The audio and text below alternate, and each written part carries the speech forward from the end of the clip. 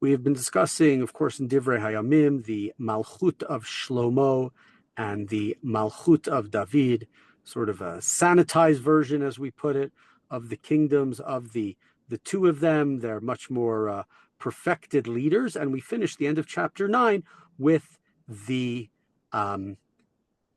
death of King Shlomo.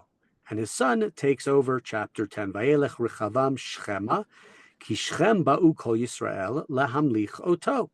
So, right, Rechavam, the son of Shlomo, goes to Shechem as the place of sort of a public anointing of him. That's where he wants everybody to be, to acclaim him, to tell him that he is king. We had a little bit of an allusion to it in here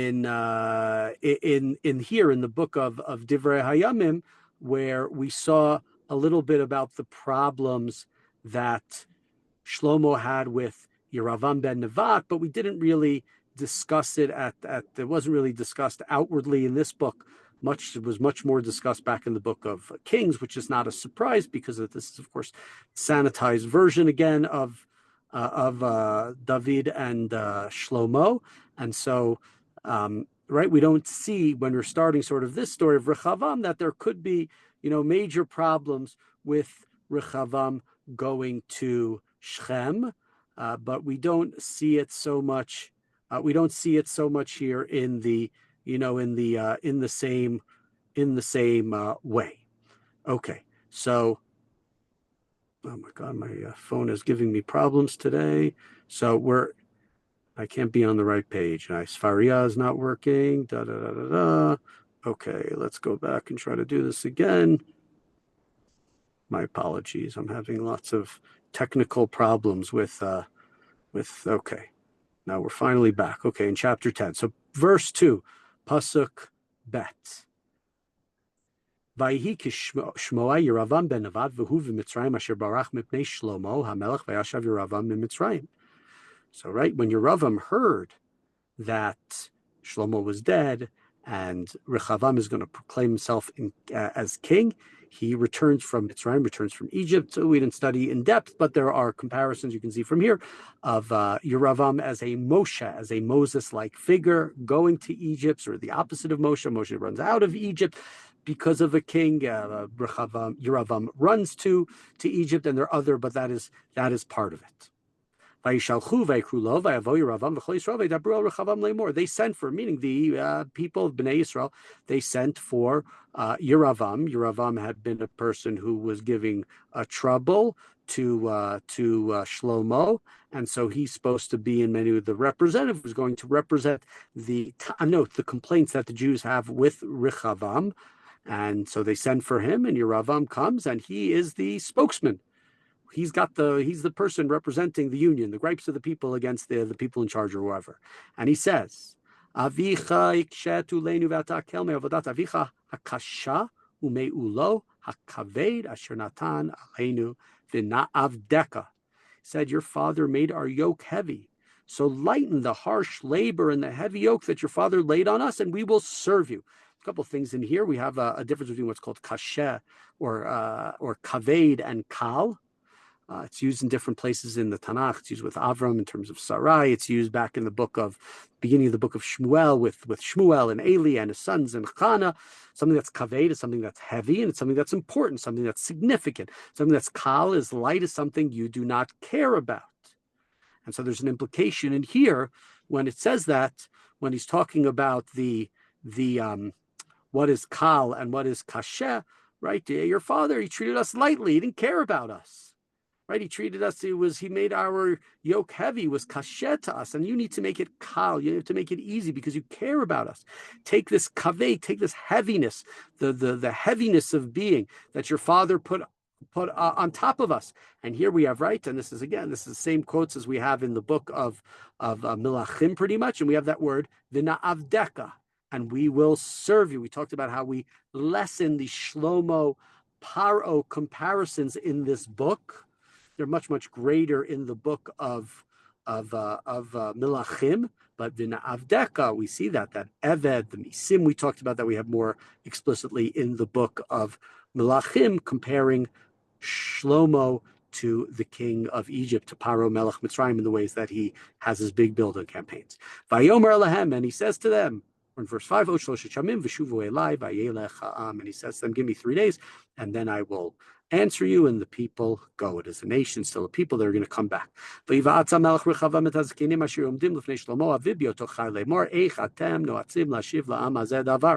goes, and he asks the old advisors, the counselors, the ones who were with his father Shlomo.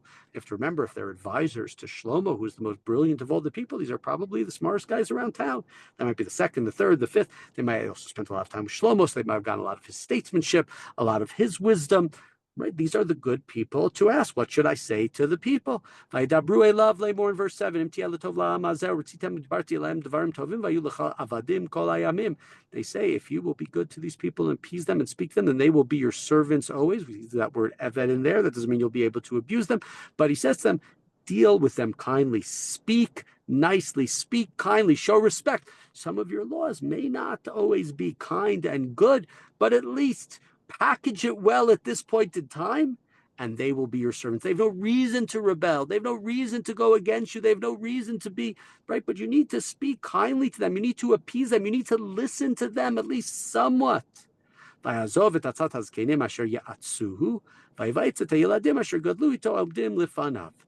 And he ignored the counsel of the elders, and he listened to the youngins, the people who he grew up with. He listened to them, to what they said. Right? At this point, we don't know who's going to listen. He left it behind and he went to go ask others. And we're told here what happens. Vanomer aleim matam noatzim. What's your advice? New king? New advisors? What do you think I should do? V'nashiv davarta amaz asher dibru elai lemor hakel min ha'ol asher natan avicha aleinu. What should I do in terms of the people who said to me to lighten the yoke? Not so much sitting there in the forests of Lebanon, cutting down cedar trees and all of the hard work that your father had placed upon us. What do you think? And what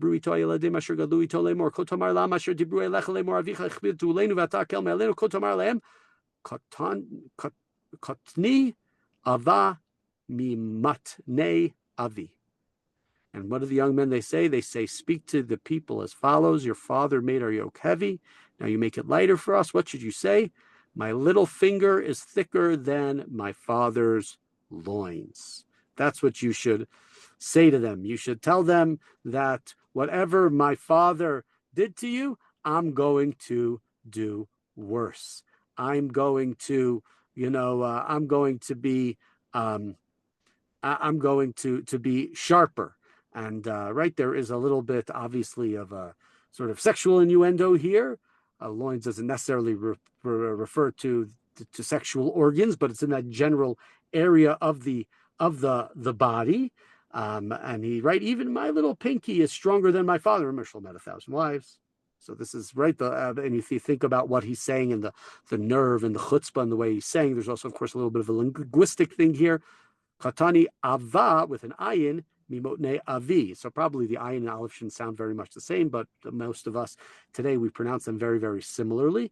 And he says, I'm going to be stronger. I'm going to be harsher. Vata, in verse 11, avi hem misa lechem ol kaved vani yosef al ulchem avi yisar etchem be'shotim vani ba'akrabim. My father imposed a heavy yoke on you, and I will add to it. My father flogs you with whips, and I will do so with scorpions. I'm going to be harsher. I'm going to be worse. If my dad was Lenin, I'm going to be Stalin. That's not an exact, I don't think that Shlomo was like Lenin, but to understand going from bad to worse. So the people are still listening to him. He said, come back in 3 days. They come back in 3 days. And the king spoke to them harshly, right? Which is what they started with. They said, your father was kasha aleinu. Your father was harsh to us. Made things difficult to us. And Rechavam, the king, he went against the words of the wise. And he said to them, my father made your yoke heavy. He made it kaved. He made it hard. Life was difficult. The heaviness of being, and I am going to make it further. My father flogged you with whips, and I'm going to flog you with scorpions. And here we have an editorial comment. And the king did not listen to the people. The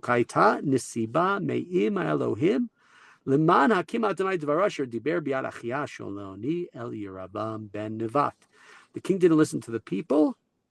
He listened to the young advisors, not to the old advisors. He didn't really hear them fully.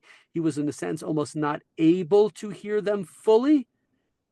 He didn't have true free will because God wanted Yeravam ben Nevat to become king, as God had said to Yeravam through the prophet Achia Hashiloni. Now, we're told here this, and obviously there's another layer which we're not told, which we're told back in the book of Melachim. It should be obvious. It's because of the sins of Shlomo. It's not that just God wanted the Jewish people to break into two, because that's what Jewish communities do. They start new shuls, they start new this, they start new that. They break into different. So let's have two kingdoms, because one kingdom wouldn't be enough. It all comes down to Shlomo's lack of complete listening to God. All the wives who lead his heart astray, building idolatrous temples, or allowing for idolatrous temples to be built in Jerusalem. And therefore, that's why the kingdom was broken away from him and given to, at least in part, 10 tribes to Yeravam ben Nevat. It's obviously a very interesting thing here to think about the lack of free will. And it doesn't, it connects us, of course, as well back to Paro and back to Egypt. And Paro eventually had his free will taken away from him. And we can see a little bit of a similarity there. I don't know if we said it here before, but the idea of Paro losing his free will to me is very midah keneged midah. He makes people slaves, right? And measure for measure. What's the measure for measure punishment for a slave? A slave has no choice, has no free will, has to listen to everything their master says. So Paro has, in a sense, his free will taken away from him. So if Shlomo and thus his son Rechavam are sort of enslaving the Jewish people to an extent, so Rechavam is having some of that free will, that choice that he's denied from the people, being taken away from him. Continuing in verse 16, V'chol Yisrael, ki lo shama melech lahem, began when the people, because the king didn't listen to them. V'yishivu et hamelech lemor, ma lanu chelik b'David v'lo nachalav ben Yishaish lo alecha Yisrael, ata re'ei beitecha David, ve'elech chol Yisrael lo alav. When the people saw the king didn't listen to them, didn't really hear them, they said, we have no portion in David. We have no share in Jesse's sons. Go to your tents, Israel. You look to your own house, O David. Everybody left. And this is a phrase we've had before. We had it back after the rebellion by Avshalom and the Jews who stood with David. And David went home with the people of Yehud. Even so many of them seemed to side with his son Avshalom in the rebellion against him. And that is the response by some of the people at that time. Ein lanu, same exact words. Ein lanu nachala beben Yishai. We have no part in this kingdom. So who was left? Were the people of Yehuda, and they made Rechavam their king. Vayishlach HaMelech Rechavam el Hadoram asher al Hamas v'ergumu bo b'nei Yisrael even vayamot. VaMelech Rechavam hitametz la'alot b'merkava lanus Yerushalayim. So what happens is Rechavam doesn't see. He doesn't understand. He doesn't listen to people. He doesn't know what happens. So what does he do? He sends out the draft board. He sends out the Hadoram, who's in charge of picking up the people, and this is the group. You're going up there to do the forced labor, the mas. Here we have the introduction of the word that was used back in the book of Melachim, the comparison to the misim of Paro. But the King Rechavam, what happens is the Israelites, they pelt him to death with stones, and King Rechavam realizes what's going on, and he gets on his chariot and he leaves for Jerusalem. Israel has been in a revolt against the house of David to this day. So we have here of course, this is a chapter we've seen before back in the book of Kings. A very, very unfortunate chapters.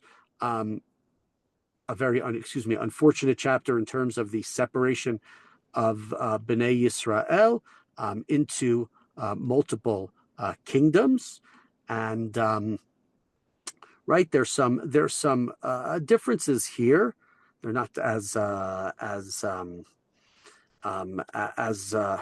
accentuated as oftentimes they are in this book. But this is one of the chapters. It's hard to